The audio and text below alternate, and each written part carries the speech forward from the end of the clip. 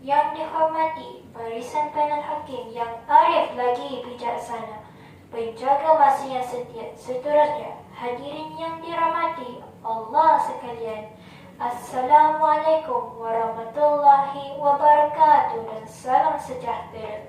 Berdirinya saya di sini adalah untuk menyampaikan syarahan yang bertajuk Bersabar dalam menghadapi musibah.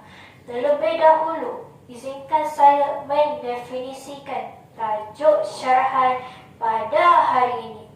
Perkataan sabar bermaksud menahan penderitaan, waima dalam bentuk kesakitan atau kesusahan, manakala perkataan musibah adalah bencana, celaka dan malapetaka.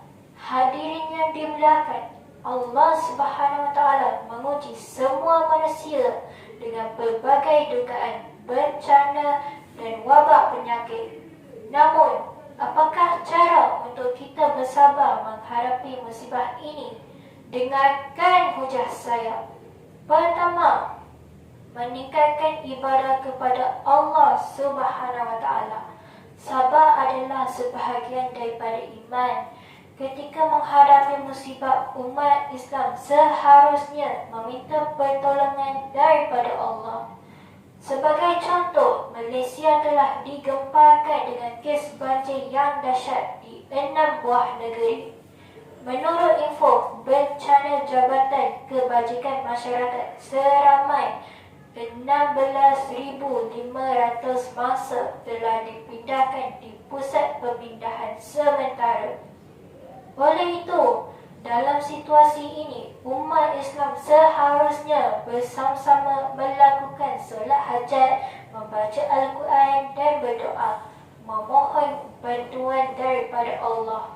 Firman Allah Subhanahu Wa Taala dalam surah Al-Baqarah ayat 153. Ya ayyuhallazina amanu ista'inu bis-sabri was-salah.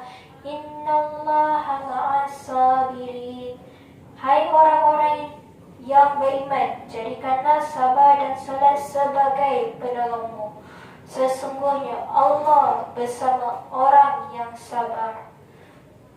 Hujah yang kedua, buatlah sifat ikhlas. Orang yang ikhlas pastinya akan sentiasa bersyukur, bersabar demi mendapatkan keredaan Allah. Sebagai contoh, kisah Bilal bin Rabah yang sanggup bertahan ketika dihempak batu besar di bawah terik matahari. Beliau hanya menyebut, Ahadun, Ahadun, Tuhan yang Esa, Tuhan yang Esa. Ini menunjukkan beliau menyerahkan jiwa dan raga kepada Allah.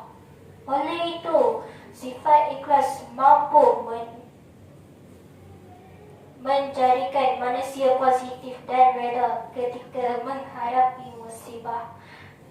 Firman Allah Subhanahu Wa Taala, demi sesungguhnya kami akan menguji kamu dengan sedikit ketakutan, kelaparan dan kekurangan harta benda, jiwa dan hasil tanaman.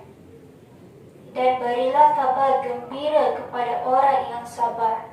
Surah Al-Baqarah ayat 155. Hujah yang ketiga, perlu bijak mengawal emosi. Orang yang sedang marah ketika menghadapi musibah, tekanan darahnya meningkat, jantungnya berdegup kencang dan pernafasan menjadi laju. Sabda Rasulullah SAW, sesungguhnya syaitan menyusup dalam diri manusia melalui aliran darah. Hadis riwayat Bukhari dan Muslim. Pada ketika itu, syaitan akan membisikkan kejahatan kepada manusia. Pertubuhan Kesihatan Sedunia melaporkan di seluruh dunia terdapat 703,000 kes kematian membunuh diri setiap tahun akibat tekanan hidup. Oleh itu, kita perlu bersabar dengan mendekatkan diri kepada Allah agar emosi menjadi stabil ketika menghadapi musibah. Qala wa man yaqnatu min rahmati rabbih illa dallun.